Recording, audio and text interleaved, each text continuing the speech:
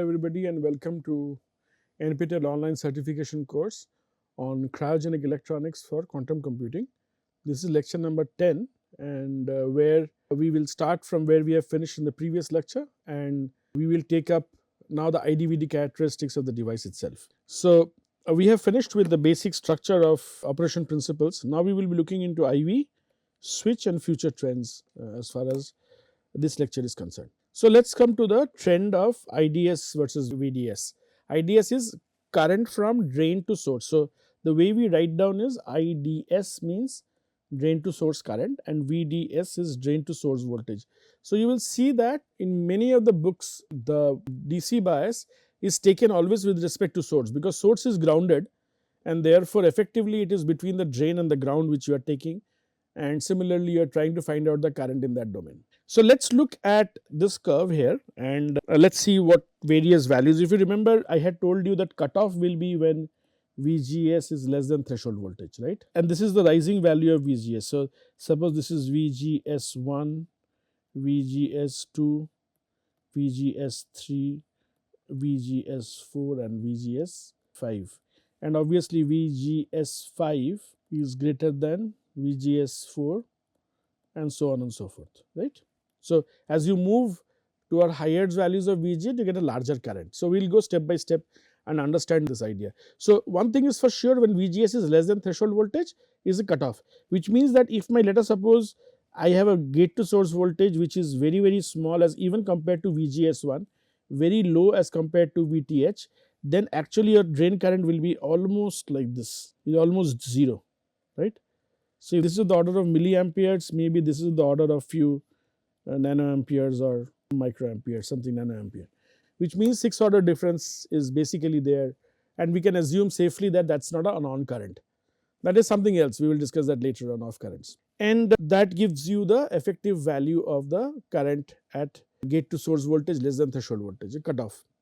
Now as you go on, first of all let us see what happens. As you go on increasing the value of gate to source voltage, you see the current actually goes on increasing, and that is true also, because if you look at the current equation in saturation, which is Kn by 2, and then you have VGS minus VTH whole square, right.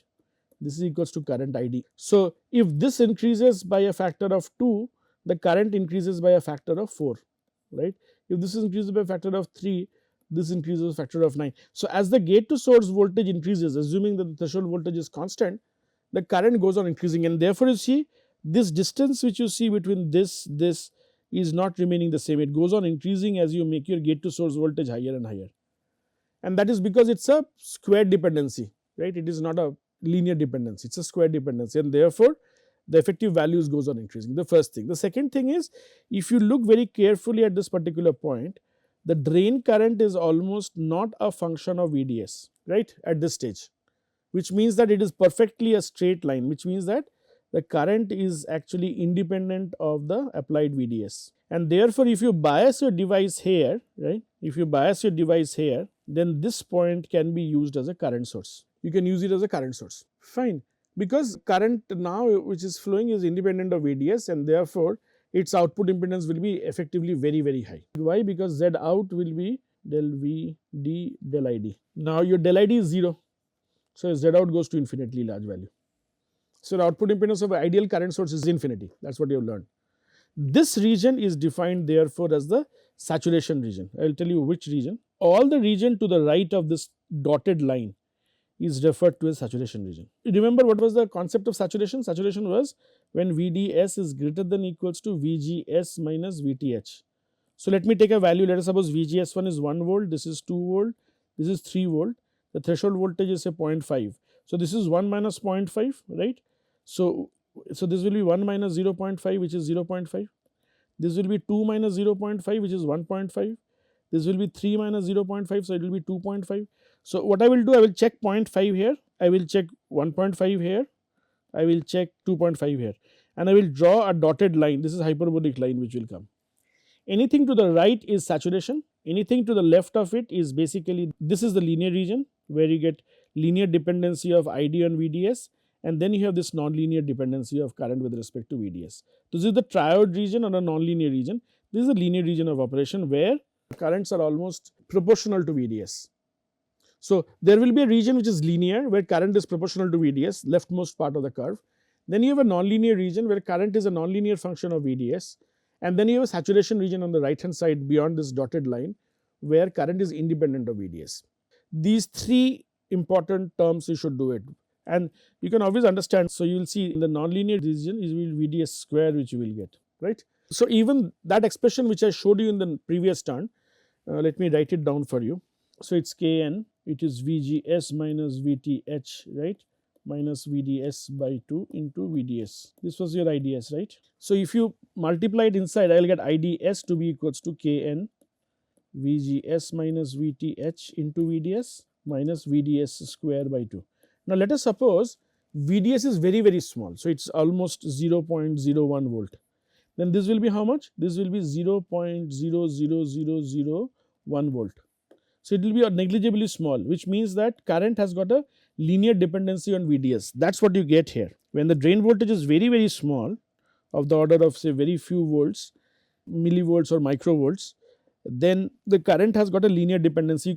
You can forget this term, and therefore, current has a linear dependency. As the value of VDS goes on increasing, so you are in a problem. That suppose it is 0.5, then 0.5 into 0.5 will be equals to 0.25, right, and this will be relatively higher, right, if VDS is 0.5. So, this is 0.5 and this is 0.5. Now, let us go to maybe 1, then this will be 1, this will be minus 1 by 2. So, a substantial amount of change will be visible to you by virtue of the VDS square term coming into the definition of current. When this change is there, or when this change in current is there, then you do have a nonlinear dependency here, and therefore, if you want to see this is nonlinearity coming into picture. So, basically, if I want to plot the resistance, here the output resistance will be infinitely large out, here resistance will be constant.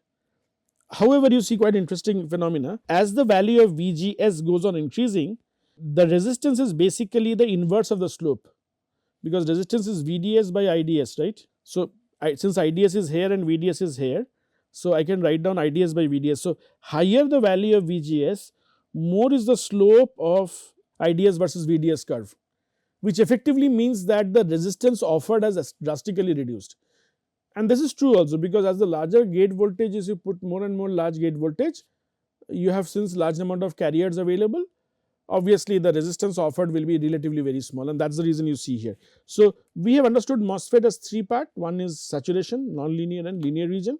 Saturation where the current is independent of voltage, linear region is current is linearly depending on the value of VDS, and in the nonlinear region it is depending on the value of VDS. VGS minus VTH is the overdrive of the device. Now, let us look at the advantages and limitation of MOSFET switches. It is basically high speed switching. It is very, very high frequency, high input impedance.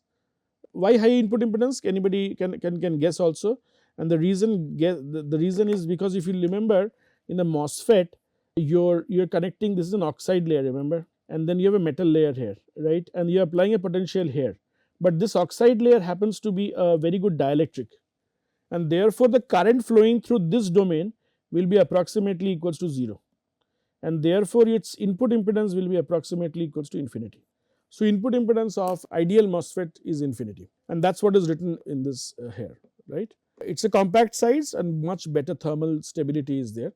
What are the limitations? Limitations are primarily you need to do good amount of thermal management, which means that it gets heated up very fast, because we will see later on, or if time permits we will see later on, that the power dissipation is relatively very large, and as a result what will happen is that when the power dissipation is very large, there will be thermal issues coming into picture, and that is the limitation of a MOSFET switch, right. However, the advantage is high switching speeds. Limitation is also on voltage sensitivity, which means that if there is a very small change in the gate voltage or in the value of the drain voltage, there is a problem. That if you are operating somewhere, let us suppose I segregate using this dotted line here, this is the saturation region, and you are operating somewhere here. So, even a small change in the value of VDS will push it inside the linear region of operation, right, a negative shift in the value of VDS. So, it is very, very sensitive to variation in the biases being applied to the MOS device, right, and that makes it very sort of sensitive to variations, external load variations. So, this is limitation which you see, which you will feel.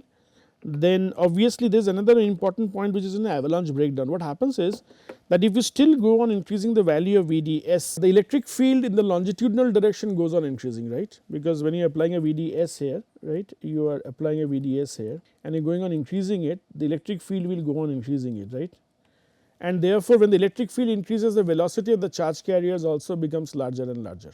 As the velocity becomes larger and larger, it does what is known as an avalanche breakdown. What it does is that as it crosses very fast across the device, it also generates electron hole pairs, right, because the energy, because you have a silicon substrate, right, you have a silicon substrate, as long as you can give energy to the charge particle equal to the band gap, there will be a promotion of electron going to the conduction band and electron hole pair will be generated.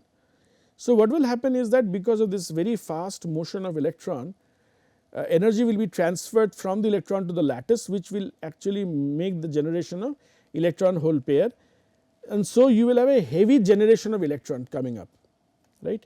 You have heavy generation of electron coming up, and as a result what will happen is that this electrons will then together go towards the drain side, right. This is known as avalanche breakdown, and this is sort of a breakdown process which we have, right, and we generally do not want to go to that region for all normal modes of operation. We need to keep our values of potentials lower than the breakdown voltage. That is what is written here. Then you have a very limited safe operational area. As I told you, if you go back to the previous slide here, then you will see that the limited operation area is only this much. If you want to use it as a current source, or you want to use it as an amplifier, right, you want to use, you can put it here itself. So if there is a slight push in the value of the applied gate voltage, you will be in a problem. So let us suppose you fix up your bias here and then you apply a, so always signal is applied to the gate terminal. So in the gate terminal, let us suppose I apply a sinusoidal signal. So this star is by DC biasing. So by external DC biasing, voltage divider or otherwise, you fix the value of this, say X, and then you apply on the gate side a sinusoidal signal. When it goes up, right, it goes up, this will go up, and it goes down 0, it comes to again back to 0, it goes again here, it comes to down to negative value, it again goes to 0, it again comes back. So this is the movement of the bias point. However, if you somehow or other by mistake bias it very near to this region, then the positive half cycle will suffice, but the negative half cycle will go into cutoff and the device will be cut off. Cut off effectively means no current means no amplification. So that is the reason in most of the cases it is basically a limited safe area operation is always there for the MOSFET switch, right? The very limited safe area operating point. So this is the limitation on the right hand side and advantages shown on the left hand side here. So let me conclude about this MOSFET and then we can move forward. We have already looked into the MOSFET structure, we looked into the efficiency in switching applications. It is highly imperative to know that its role in modern electronics is very large, it is highly reliable and high performance.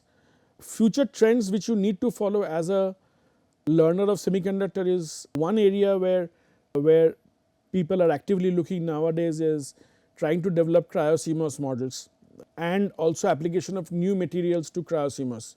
Cryo basically means very ultra low temperature. So the whole lecture which we are doing here is we will not be working too much at 300 Kelvin, but we will be working around 77 Kelvin, 50 Kelvin and 4.2 Kelvin as well as up to millikelvin. So that is an area of cryo-CMOS where people are working very hard. And then there is always advancement in 3D MOSFET structures, like for example CFETs, Fox sheet FETs, nanosheet FETs and so on and so forth. And in later stages there is a big requirement that all these devices, new structures which you do has to integrate with the current strength of machine learning and artificial intelligence. So the hardware requirement for realizing AI has to be then routed through this MOSFET route only, right. One of the possible routes is MOSFET here. So this is the conclusion and further scope associated with this one. Okay, let me now come to MOSFET operation now, accumulation and depletion mode and inversion mode. We will quickly go through them because we have already done it, but we will quickly go through them. Let us look at the accumulation mode first. The accumulation mode, as the name suggests, you are accumulating charge carriers near the substrate, right, and that is what is known as the accumulation mode. What is an accumulation mode? If you look at the MOSFET structure here, this is not actually a MOSFET, this is basically a MOS. Why? This is metal, this is oxide, and this is semiconductor, this is semiconductor. So, when you put a negative bias here, it is a p type, let us suppose, and if you put a negative bias here, so I am not putting positive bias, please understand, I am putting a negative bias. When I am putting a negative bias, I am pulling all the holes near the oxide layer. So, basically now I have got two free charge carriers separated by a dielectric, right. So, what are the two free charge carriers? One is electrons here which are being given by the battery source, and these are the holes which are coming from the substrate, right. And because the electric field will be directed in this manner, the holes will be moving with the electric field to the top, and therefore, it almost behaves like a parallel plate capacitor. So, in the accumulation mode, the MOS actually behaves like a capacitor. If you remember, capacitor, the concept was that charges separated by a oxide layer is defined as a capacitor. So, that is what is written here, and that is shown here as well, the last statement, the MOS capacitor with accumulation of layer of holes. Similarly, if you have an N type device at the substrate, then if you apply a positive bias here and a negative here, this positive bias will pull the electrons here, and there will be plus charges here, and therefore, just the polarity of the MOS capacitor will change, but it will still behave like a MOS capacitor, right, because MOS capacitor means charge separated by certain dielectric. Therefore, what we have learned is when Vg is less than 0 or less than negative value, we have the accumulation mode, and that is NMOS is operating in the accumulation mode. You see, as I told you, negative potential attracts holes from the substrate to the oxide interface, and therefore, it is basically two terminal device can be viewed as a capacitor having unit area capacitance of Cox separated by Tox. So, Cox, if you want to find out, it is epsilon ox into A by Tox. No? So, per unit area if you want to do it, so I divide by A and it cancels out. So, I get epsilon A ox by Tox. So, this becomes oxide capacitance per unit area, and it depends inversely on the obviously on the thickness of the oxide layer. This is the thickness of the oxide layer, this is the thickness of the oxide layer. Now, so as you make the thickness of the oxide layer higher and higher, you tend to reduce the value of Cox, and therefore, if a thick oxide is used, the charge carrying capacity in accumulation mode reduces actually, and therefore, if you make your Tox small, the charge handling capacity at accumulation mode increases, right, and because of its larger oxide capacitance. Now, let us look at the energy band diagram. So, since you have applied a negative bias on the gate side and holes have been accumulated, the effective energy actually is going on increasing towards the interface, and therefore, you see since you have accumulation of holes, the EV value has actually increased to a larger extent here, because now you have more holes. Since this has increased, the Fermi level, intrinsic Fermi level, and the EC is also increasing. This EF is the Fermi level and EFI is the intrinsic Fermi level, Huh? So, EFI is the intrinsic Fermi level, EF is the Fermi level which is available to us. Let me say I have this EF here which is the Fermi level, and this is my EV, right. So, EV went like this and it went like this, this is the interface, this is EV and this is EF, Fermi level. As you make your gate more and more negative, you have more and more positive charges in the interface, it might cross the value of EF and thereby making it the whole layer to be as P type near the interface, right, because the Fermi level is very close to the valence band edge, right. Now, the energy band diagram of a MOS capacitor is shown with a negative gate bias. The valence band is therefore, as you can, I told you, is closer to the Fermi level at the oxide interface, and therefore, the semiconductor appears to be more P type than the bulk material, right. As if it crosses the Fermi level, it becomes more P type. So, this is another way of designing basically a MOS. Now, let us come to flat band. Flat band is when you do not apply any gate bias. If you do not apply any gate bias, there will be no extra charge carriers available on the P side, and the bands will be exactly flat. As you can see, conduction band, Fermi, intrinsic Fermi level, the Fermi level and EV, the valence band of this P type semiconductor is exactly flat. Why? Because 0 voltage. 0 voltage applies that we have not applied any energy, and therefore, they are exactly flat. So, you have accumulation, then you come to flat band. Now, in the flat band, we have not considered interface trap charges. At this stage, we will not be dealing too much of it, but when we come to cryo, we will require understanding of it. If there are extra interface trap charges are charges which are formed at the interface of oxide and the semiconductor, right. They are formed at the interface of oxide and semiconductor. So, if the number of charges are large, let us suppose positive charges are large, in order to neutralize it, you have to give a larger amount of negative charge, right. and as a result the flat band voltage will change at the initial stages. So, if you look at very carefully, the flat band voltage which is given as VFB here, this is my conduction band edge, this is my intrinsic Fermi level and the valence band. Obviously, the Fermi level is aligned across, there is a difference in the Fermi level, this is a metal. So, metal always Fermi level will be inside the conduction band, and here valence band it is closer. So, it is a p-type semiconductor which we are talking about. So, when you apply a non-zero applied voltage VFB, we end up having a flat band voltage available, which makes the energy band diagram flat. Let us come to depletion mode. I had discussed already with you. Now, as the gate voltage rises, obviously the holes are pushed backwards, right. Backwards means inside the substrate, leaving their negative ions, and therefore, there is a depletion region being formed here. Remember what was the concept of depletion region from your basic device courses, that the depletion region is one where you will have no free charge carriers available. There will be fixed charge not carriers, there will be fixed charge, and these will be all fixed obviously at the point, these are all immobile charges. Now, so basically when you push the holes inside the substrate, you end up having a negative ions being generated there, and these are all negative ions here, understand, and these are all fixed negative ions here. In other words, a depletion layer is created here. So, this will be forming a depletion layer. As you can see here, this dotted curve shows me the depletion layer, because this is a p-type semiconductor. This goes like this comes like this, and then this comes like this and this. And this is because of n plus p layer, this is also n plus p layer, this is because of the negative charge ions with respect to the substrate. And therefore, there will be no current flowing because there are no charge carriers available. In depletion region, I told you that the gate voltage will be between 0, more than cutoff, and less than threshold voltage. So, basically it is cutoff, you are not allowing any current to flow. Since you apply a positive gate bias, what will happen on the semiconductor side, they will go down, because going down effectively means that, because it is an electron with respect to electron, it is basically E into E, right, the energy. E is the electric field, E. So, since it is this is for electrons, so it is minus E into E, which means that as you apply a positive gate bias, there will be a tendency for the band to bend downwards, right, and that is what is happening. So, as it bend downwards, you see EC comes closer to EF, and therefore, effectively on the interface at least it is trying to make it n-type material, right. Okay. And therefore, this is the energy band diagram of a MOS capacitor with a p-type substrate for a positive gate bias, but gate voltage is less than the threshold voltage.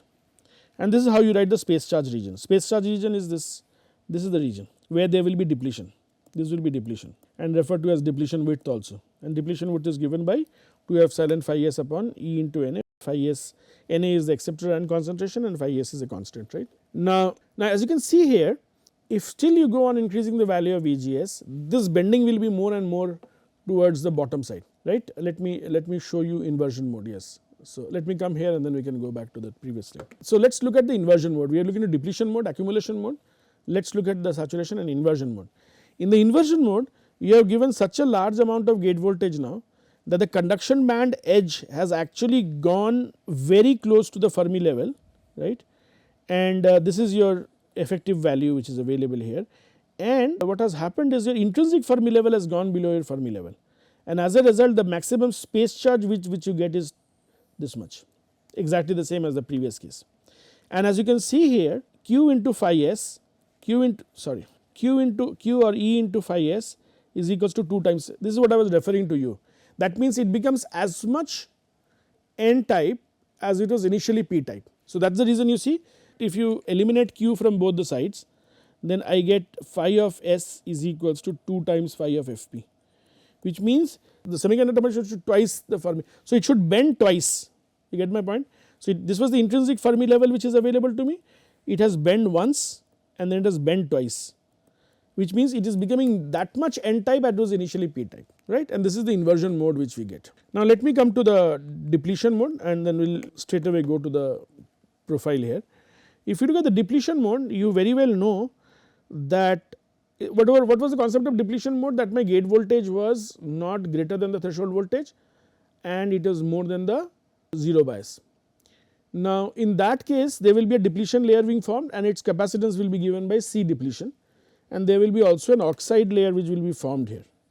So, I have a C depletion here and oxide layer here. Even if I give a very small bias here, still there will be no current flow because there are no channel being formed. Now this Cox and C depletion which you see are in series with respect to each other, and when they are in series, you know how they get added up. It is Cox into C depletion divided by Cox plus C depletion, and therefore the overall capacitance is given by Cox into C depletion divided by C depletion. Now if you divide the numerator and denominator by C depletion, I get Cox divided by Cox by C depletion plus 1, which means that if I go on increasing the value of C depletion, then this quantity will reduce, and therefore the overall cap will go on increasing, and that is expected also, right. And therefore if you look at the right hand side figure here, which shows the value of gate to source capacitance with respect to gate to source voltage, then in strong inversion and accumulation the value of capacitance is maximum and it is constant. Somewhere in the middle, in the depletion region, the capacitance actually falls down to a bare minimum low value, and then it rises up to a higher value, right. Just think about it, why is it like that, and then we can discuss this in possibly the next class, right. But at this stage you need to understand why accumulation and strong inversion, they are constant and independent of the value of VGS, and somewhere in the depletion region you do have this variation, right. So what we have learned today was give you an idea about inversion layer, depletion mode. I have also discussed with you the Fermi potential variations and also the concept of capacitances, right, within the depletion mode. So with this, let me thank you all, and we will meet next time.